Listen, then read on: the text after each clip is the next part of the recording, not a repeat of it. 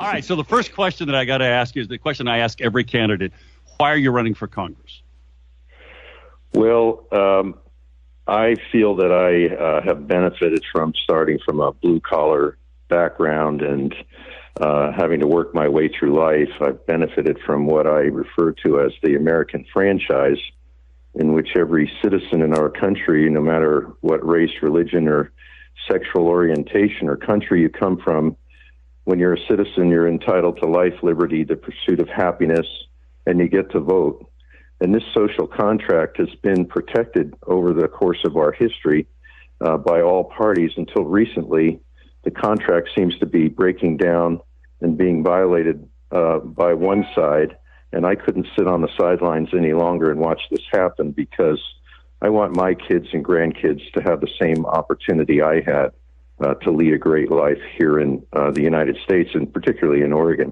Well, I got to tell you something that is a powerful message. And you know, I have two grandsons, one of which I'm going to see in Pasco, Washington, for a birthday this weekend. He turns 9 years of age, and I want him to grow up the same opportunities in a free country, to take every advantage of freedom and liberty and capitalism. Yes, I want him to have every opportunity that you and I have had, and I think that's a fair motivation. So in looking at all of these things that have led you to the conclusion that, you know, this social contract is maybe not going to afford that to your grandkids, what are the main issues that you're hearing as you're out there talking to people that you think have got to be addressed, or that you can address as a member of Congress? Well, as I've been traveling around the 5th District and talking to the voters, I think universally everyone is of the opinion that politics has contaminated our public discourse, and there's no longer any courtesy or critical thinking, and most people in office are more interested in scoring political points than they are in finding solutions to the critical problems facing everyday Oregonians. The things I hear about the most are, of course, the skyrocketing inflation that's costing working families thousands of dollars a year. People are upset because of the escalating crime and homelessness on our streets, and it's spreading from Portland into our smaller cities and smaller communities, even into rural areas. And the parents of school-age children are so upset by the fact that they don't have control over what information is being offered to their children, and often these things don't have anything to do with academics or learning how to succeed in life, but more relating to critical race theory, gender agendas, and other issues. And I think the parents can be trusted in helping to determine what the curriculum should be for their children. And of course, recently, everyone's become concerned about our national security, particularly after what's happened in Afghanistan. I think we're all wondering, where are all those Americans? How many are there? And are they home yet? I assume if they had all come home, we would have heard about it. And now in Ukraine, another unraveling situation where I don't feel we're showing strong leadership. Now, all of this, is playing into what seems to be, John, what I think people would describe, at least on our side, as a red wave election that is just a profound thing. I mean, I go back to 2010. That was Obama's second year in office as president. There was huge pushback all across the country in the elections of 2010, primarily based on Obama's policy. And now you couple that with everything you've just talked about, plus, frankly, the most unpopular governor in the whole country, most unpopular governor in Oregon's history ever, Kate Brown. And I think the stage is being set for a more powerful move electorally, even in Oregon. And this would affect your race, because the power of incumbency of my former colleague, Kurt Schrader, in Congress is profound. But if this just truly is a wave election, and you can beat him, assuming you're the nominee, then you get to go back to Congress, and likely Republicans take over the House of Representatives. So when you get back there, what's your first priority? What would you do?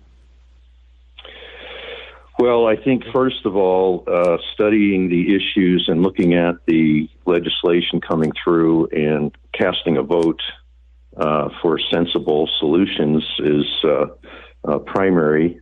I think all congressional representatives like to bring funding back to their home states. I think that's a routine part of the job, and I'd, of course, have to be alert to that. But, I'm really focused on restoring Oregon's economy, especially the logging, timber, and lumber industries, because that is part of our environmental infrastructure that's not being utilized. And I think one of the errors that the Republicans have made is that they don't have a policy to address environmental concerns, which are overwhelmingly expressed by all people of all parties. And so I think that has to be part of the agenda. And of course, that plays into our energy infrastructure and our national security. And if we're going to maintain our national security, we have to secure our border. That will impact crime and homelessness and drug use.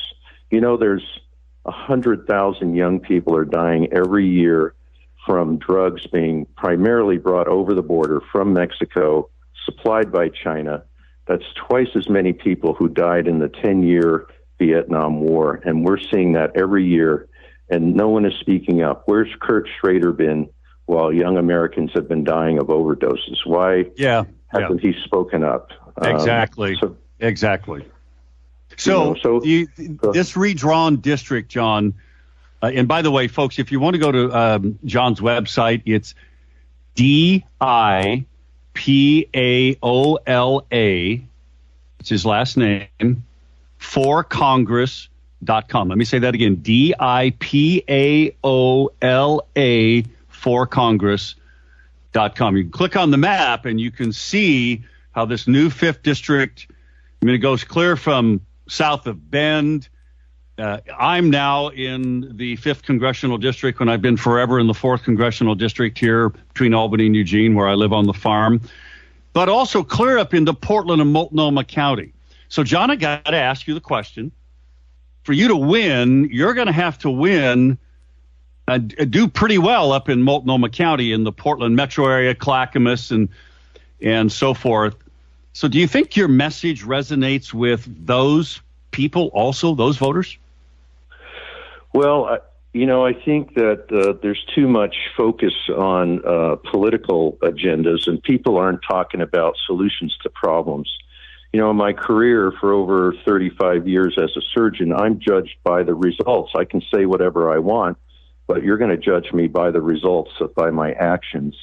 And I don't think that anyone, no matter what your party is or what your orientation is happy when somebody's breaking into their car, stealing their stuff, or people are setting fires, or there's people living on their sidewalks and they're doing all sorts of things that families don't want to witness. I don't think that political orientation makes any difference. And so I'm solution-oriented, and I have a different approach and some new ideas as far as how the federal government can get involved in solving some of the local problems. And I think what people want is they want solutions, and they want these problems solved. You're right. They do. John, Godspeed out there. Great to have you in the race. Glad you're doing what you're doing, folks. Go to his website, DiPaola, forcongress.com. Thanks, John. Thanks for having me, Jeff.